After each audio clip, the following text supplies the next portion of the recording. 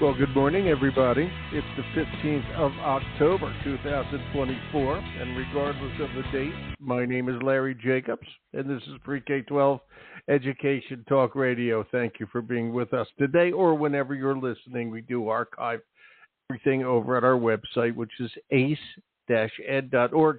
That's the home website of our American Consortium for Equity in Education, and we have a wonderful example of that for you today. We're going to be talking to Equity. We're going to be talking to Taylor Ellis. I'm going to bring her on right now, and I'll introduce her. I'm bringing her on. Here we go. Let's see. Taylor Ellis is the Chief Academic Officer for Scholastic Prep Schools, which is in Southern California.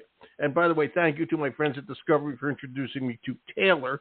Okay, they are trying to create community change where they are located in Orange County. She's going to talk about this, okay? And one of the things I love about what they're doing, and this is a problem, and we're going to challenge, and we're going to be talking about this on a couple of shows coming up. There are attendance problems, as you well know, at schools all over the country, and Scholastic Prep has good attendance, okay? And that's because they're doing a good job getting these kids excited about learning. All right, and that's what we're going to talk about today, okay, and also how they're teaching science, getting the kids engaged with the Discovery products. Okay, Taylor, you there? I know you're there. I am. Good morning. Thanks so much for having me. Well, my pleasure, and thank you for getting ready and nice and ready to go at 7:30 your time, for goodness sakes. It's 10:30 here in Maine. Absolutely. We run schools. I'm used to it. That's true. You're up, but at any rate. And you were supposed to be on last week. I'll ask you, you feeling okay? You got a little bit under the weather last week.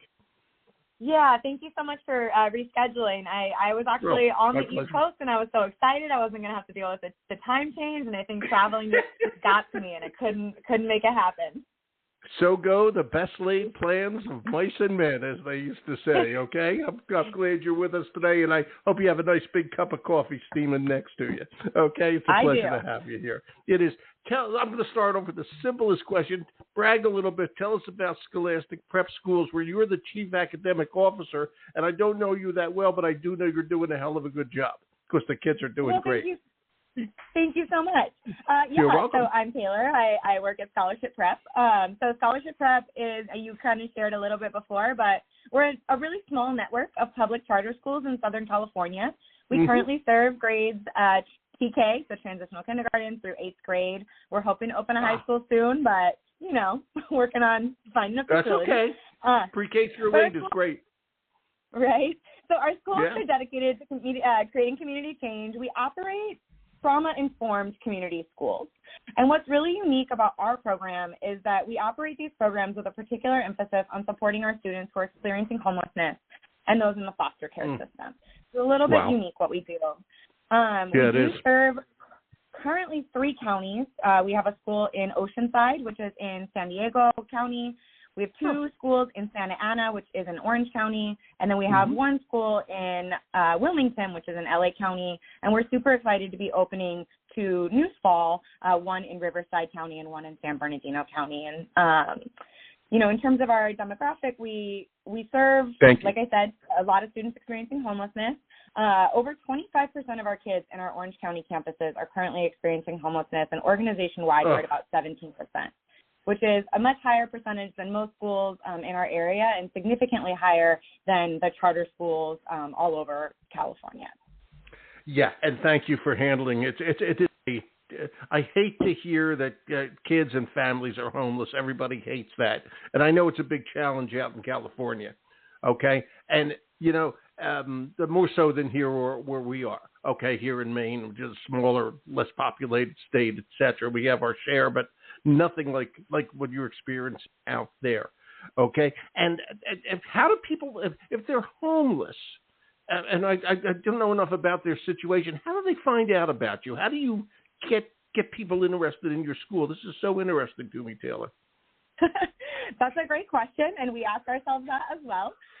What we found is that, over the last couple of years, so, when I joined the organization 6 years ago, we didn't have nearly the demographic that we have now. COVID really changed that for us, and then when we really shifted to being a community schools program, what we found is that as we built trust with families and we built trust with our kids, people started feeling more comfortable asking for the help that they needed, sharing their situations. Good. And when they found that they were met with no judgment and no questions, and that we provided support where we could, folks started talking. So most of our growth and enrollment actually comes from just word of mouth.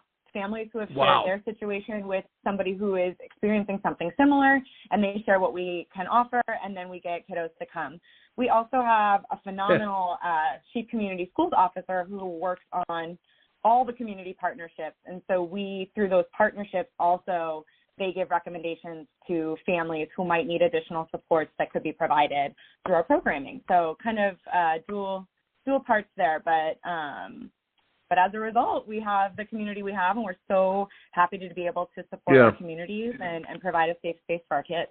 It's just wonderful that you're doing this. How many kids do you have? Gosh. Go school by school or the whole thing, however you want to do it. I believe this year we have a little over 1,600 kids. So our schools are fairly small. Wow. Yeah. That's more than I thought you were going to say. Wow, that's great. Oh, that's wonderful. Well, thank you. Yeah, our San Diego school, or our Oceanside school, is the largest. It has over 600, around 630 kids. Our Orange County school has about 600, and then our LA school has about 450, I believe. Something. I don't know exact numbers. I know if you do the math there, it won't totally add up, but that's about what we have. And I have to ask this question: how do the kids get to school? Now they're homeless, so you can't. I don't know. Maybe you have a school bus. Okay, maybe you pick up the kids, and they walk. How do the kids get to school? And I'm asking this because it's harder to do, obviously, when you're homeless. Okay, but as I mentioned before, there's an attendance problem everywhere. You guys must be doing something right. Okay, schools are underattended like crazy these days. How do the kids get to school? The simplest question. Taylor. Yeah, so I think, a lot of, we try to strategically place our schools so that we're serving communities where communities are in need. So we do actually have a lot of folks who walk to school or who, carpool with large groups. But in terms of supports for folks that are, maybe not in a super stable living position and who are currently living a little bit farther away from school, we have a lot of partnerships. So we have, in terms of in-house, we have vans. So we just bought vans and we shuttle kids back and forth to where they need to go. But we also partner with Hop, Skip, Drive and some other community partners. And we, make sure to budget that transportation in. It's not cheap, but like you said, it's important to get kids to school. If they're not with us, they can't take advantage of the services. They can't take advantage of the education. And they can't take advantage of the love and support that we're just giving them being on campus. And so really it's a lot of partnerships and working with families kind of one-on-one to see what the need is, where they're coming from, and how we can help folks get to school. And do you serve lunches? We do. We serve hot breakfast, I guess lunch breakfast every too. day. Yeah. Yep. Breakfast, lunch, all the meals are free for all kids, so not just our students experiencing homelessness, but for all of our kids. That is, also helps to some state programs, so I can't take full credit for that one, but we do take advantage of it. Good. That's what it's there for.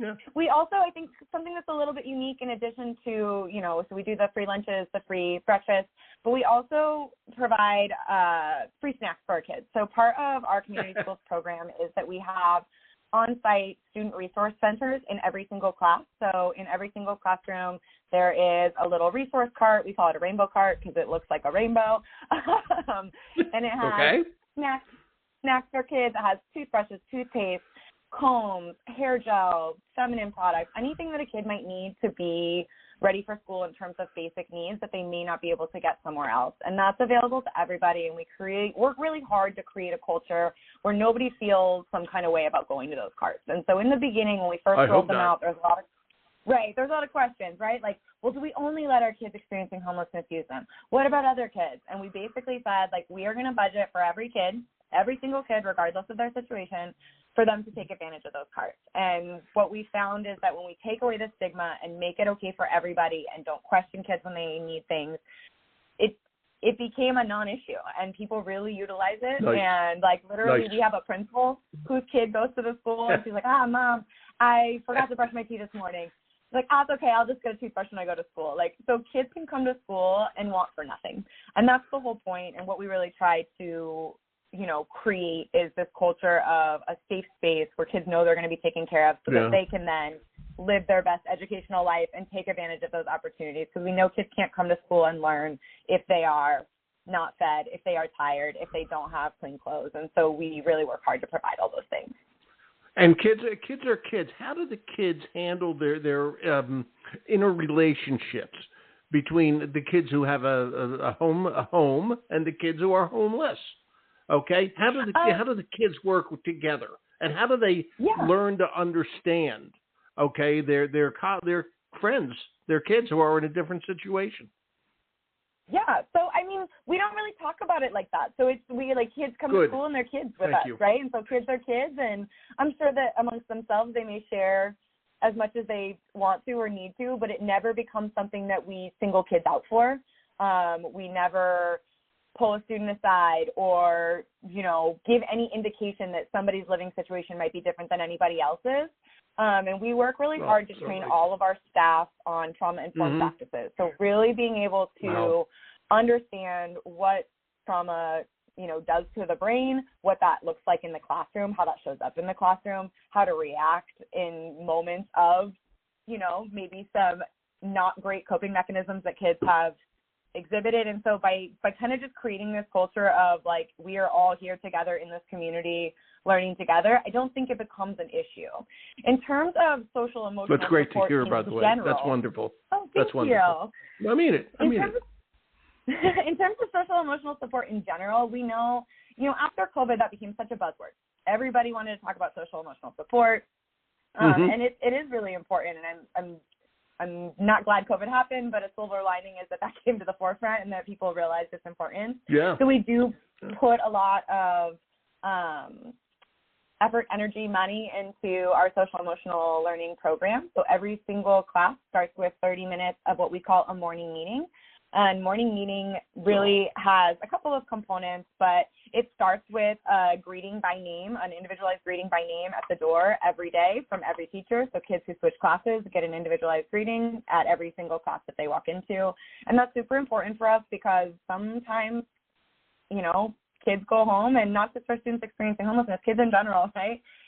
And they may not hear their name spoken or hear a kind word until they come back to school. And so we really make sure that there's that touch point first thing in the morning. And then that first 30 minutes is really based on community building and social emotional learning. So there are social emotional learning lessons, and we do it TK all the way through 8th grade. So we're really building this common language of how to handle, your emotions, how to talk about things, how to deal with conflict. And I'll be honest, it was a little bit of a hard sell to some of our middle school teachers when we first started doing it. But once people bought in, we see kids utilizing that. We see them being able to handle conflict on their own, to be able to say that they need a minute or utilize a power of pause to kind of de-escalate if they're starting to feel some kind of way. And I think building those skills in all of our students help our students deal with difference among their peers in general, which is something that, we all need as adults as well. So we're excited to have that program and dedicate so much time to it. Absolutely. And what you said about your middle school teachers, I was a middle school teacher, okay? And I have to tell you, though, that when I was teaching, it was junior high, but it's the same darn thing, okay? And I tell you, I was trained in subject-wise, not holistically kid-wise, okay? And that's still pretty much a lot of what goes on in the education schools. And it is a harder transition for a middle school teacher than an elementary school teacher it was more touchy and feely and as they teach all the subjects. I mean, your point was well taken there when you said that. It just made me think about, what used to be, okay, many, many years ago when I was teaching. The other thing, and I do want you to get into this, you have to keep the kids engaged. All right. This is all the kids. And one of the ways you did this, and I'm glad you did because you're working with friends of mine, you used, and I didn't know this until I learned this just actually this morning when I was researching all this. The Discovery has a California science program. Okay, if I read that correctly. And you're in California and you're using this to teach science. But the important thing, and I just want to say this, you have to widen these kids' world. Okay, and we used to do it by, touching a rock, and then the teacher would go, oh, this is a rock. Okay, it's granite. Now you can really go back into prehistoric times and see the evolution of the rock. Okay, so talk to me. You know what I'm saying. So talk to me about this academic. You're the chief academic officer. The powerful use of ed tech resources to bring the whole planet, the whole universe to these kids' world, and I think that really matters. Okay, I think it really matters. So I'll talk about that, Taylor, please. Yeah, okay, so I'll talk about ed tech a little bit in general and then specifically about Discovery Ed, because I think they're both important, right? Yeah, that's what I want you to do. That's what I want you to do. Yeah, because, again, my point is, we were introduced by Discovery, but the point is, okay, when you can find the right resources, okay, to engage these kids, the kids want to learn. Kids want to learn. Okay, and they want to come to school, and that's the whole purpose of all this. It's holistic thinking. Okay, and the fact you have the right resources brings kids in and makes them feel comfortable. Go ahead, you're on. I'm with you. All right. Yeah. So we love ed tech. Everybody loves ed tech, but it's really wonderful, especially for everybody. But what we really love about it is its ability to kind of help teachers differentiate for kids and engage kids, right? Like you talked about. So a lot of the ed tech that we use that we're super excited about has some kind of adaptive learning component, right? We know that kids are coming to us at wildly different levels, and it can be very difficult to be a fifth grade teacher that has kids reading at a kinder level, kids reading at third grade level, kids reading at sixth grade level. And if you have that type of multitude of learner in your class, which so many of our educators do, being able to really strategically differentiate, but in a way that doesn't take 25 years of planning to do is really, really helpful and really important to us. So when we start to look at ed tech and things that we want to bring in, we look for stuff that's engaging, but half of engagement is being able to access it. And being able to access it means it needs to be at kids' level. And so we get really super excited about stuff that's adaptive. And then an additional part of that is EdTech offers this really cool opportunity for teachers to spend more time teaching and less time doing all that back-end stuff that we used to have to do. So things like grading or providing feedback. Now we have all these phenomenal resources like digital assessments or AI tools that can help give feedback, either help teachers give feedback or give feedback directly to kids. And what we find is that gives teachers more time to do the really cool hands-on stuff, to utilize those digital tools in a way that gives them an opportunity. Like, we're not trying to put kids on computers and just call it a day, but how can we utilize ed tech in a way that makes teachers' life easier and their time spent better so that they can spend their time most meaningfully working and engaging directly with kids. And so we get really excited about that. In terms of our partnership with Discovery Ed, we use their textbook, which is for our middle school kids, as well as Mystery Science for kinder through fifth grade. Our teachers absolutely love it. We've used Mystery Science for a while. Textbook is new to us, but we're super excited about it. Cool. And I think for us, what's exciting, digital component, which is really important, partially because it saves teachers time, partially because it's easy to navigate and you can really quickly get your planning done and do all the things. But it also has this really awesome hands-on component. So you get to do kind of these digital tools, investigating a phenomenon, but then you also have a hands-on investigation component to it, and it's really giving teachers the best of both worlds so that there's access to the newest, best content. It's easier to update digital content than a textbook, right?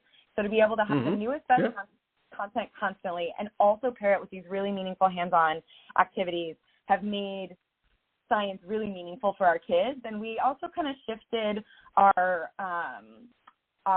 master schedule this year. So we kind of have Friday is a shorter day for us. We do professional development. But because it's a shorter day, we kind of turned it into this science and STEM day. And so our attendance used to not be great on Fridays, and we're super excited. And we talked about attendance earlier. Not only are all the wonderful supports we're giving our kids helping with that, but really the Friday attendance is being hugely impacted by being able to give these kind of really cool activities and really fun content to kids on Fridays so that there's a little bit more of an incentive to come even on those shorter days. That's a very important statement. The kids, again, I'm going to say it, when you engage the kids, they want to learn, okay? And the fact that they're showing up more than ever by you guys using the right tools says that's really saying something. I mean, that's terrific. Okay, We're and that's trying, we're trying. I mean, no, you're succeeding. You are trying. You'll never be perfect, and you never want to be, because you always got to have a goal to keep going. Okay, but you're succeeding, obviously. Okay, and yeah, I mean, you got to give you and your staff all the credit in the world. You're actually succeeding. The attendance is improving. Okay, because the kids have something to come into. They really want to learn. And on that note, I want to ask again, how are it's actually part and parcel of the same question, but I read on your website, it was about, I don't remember their names, it was two young ladies, and it said they're really excelling when they went to the public high school. Okay, and I'm curious, how do the kids interact and enjoy all the stuff that's offered to them now? Then you can talk about the Discovery stuff if you want, but the kids seem to be reacting extremely well to this, and it's very impressive. I think it's key. Yeah, I think to be honest, like, all of that comes down to having great teachers and great staff members. Well said. I can't take any credit for that. I mean, like, I love them. Yes, you can. Yes, you can. Yes, you can. You can take some credit. But we invest a lot of time and energy. Our deputy director, Andrew Crow, loves hiring. It's his favorite thing. But when we, look to bring people onto our team, I think in organizations I've worked in the past, it's really about, what's your classroom management style? How do you plan a lesson? And that's not really our style here. Our foundation is that we lead with love. And I, as an academic coach and somebody who helps and support from the home office level, I can teach somebody how to plan a good lesson. I can teach somebody how to implement a great lesson, but I can't teach somebody how to love our kids and love our community. And so when we're going through the hiring process and we're bringing people onto our team, we really look for that, for people who are passionate and people who really love the communities in which we work and who really want to do this work, because the work is really hard. It's really different to work in a community that so much trauma and is constantly kind of living that through that day to day.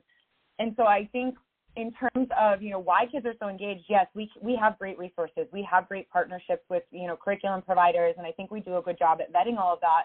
But at the end of the day, it comes down to teachers loving our kids and being passionate about what they do, and them bringing a piece of themselves to the table. So, bringing that content alive through their passion, through the projects they want to integrate, through their, getting to know their kids and bringing their kids' interest into the classroom.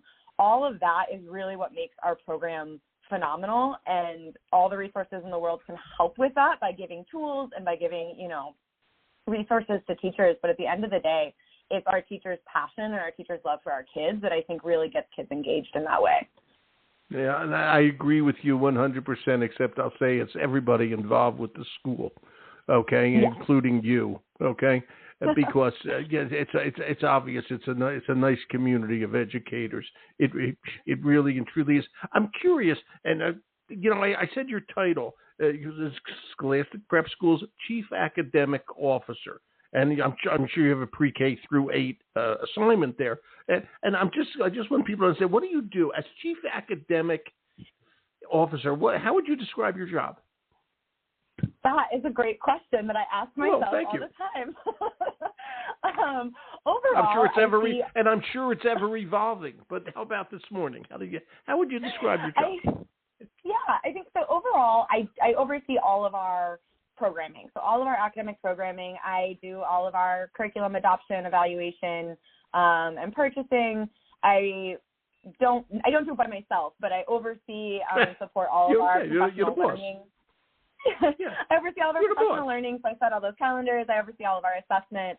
I work with principals on their kind of instructional leadership, so we do walkthroughs, make sure that the things that we want to see in classrooms are happening. And then I kind of put out fires. So I'm just kind of an overall support for everything that happens. Yesterday, I was down at our Oceanside campus being interim principal for the day. There you go. But I like to be in classrooms as much as I can be. I think that sometimes, my title sounds fancy, but at the end of the day, I'm here for teachers and I'm here for kids. And so I try to be on site. I try to be in classrooms because it's impossible for me to make decisions at this level if I don't know what's happening on the ground. And so I try to keep those lines of communication really open and try to be really, and I know that's going to get harder as our organization grows, but I feel very passionately about it. So I'm really hoping to still be as present as I've been able to in these last couple of years. Oh, that's great. That was a great description of it. Keep up the good work. Are you guys, by the way, since we're here, are you guys looking for teachers? Are you fully staffed right now? I always like to ask. We are fully staffed right now, but like I said, we will be opening 2 new schools there you go. next year. So we will absolutely be deep into hiring, probably sooner than later, like in the early part of second semester. So absolutely keep an eye out. We are always looking to bring great people on. Like I said, the work is hard, but we are a phenomenal community, I think. I think that everybody who's on this team is here for the right reasons, and we try to provide a lot of the same way we provide supports for. I'm going to try to sell our organization now. The same way we provide supports for our students, we also try to do that for our staff as well. So we do a lot of mental health support offerings for our staff. We do all of the trauma training as part of our professional development programming, and so I love it here, and I would welcome anybody to come and apply if this speaks to your heart and you want to be part of it. It's nice. And I want to say it again, you are all doing a great job out there. These are important kids, and we don't want to lose any of them. Okay? And I think you're just doing a wonderful job. Taylor, thank you. This was great. I appreciate it. Thank you so much. It's been wonderful. Well, that's been wonderful from this end, too. And you got the whole day in front of you, so enjoy it out there in beautiful. Is it sunny? Beautiful. I was going to say beautiful, sunny California. Is it sunny today? The sun is not quite up yet, so I don't know. Hopefully this will make you laugh, okay? I said this begins October 15th, okay? And my wife and I, we lit up the wood stove for the first time this morning, okay? Here in Maine. So you can turn up your air conditioning and think of me, okay? Do that. I will do. Thank you. Talk Thank to you you, later. Taylor. Bye. Bye. She's terrific, and that school is terrific. I have it linked. It's Scholastic Prep out there in the L.A. area, L.A., San Diego, Orange County. Okay, they're doing good things for good people. Okay, we don't want to lose any kids, and they're doing everything they can to make sure we don't. Thank you to my friend Steve Wakefield over at Discovery for introducing me to Taylor. And we're going to archive the show at ace-ed.org and share it with your friends. And my name's Larry Jacobs, and you guys all have a terrific day. Thanks for listening.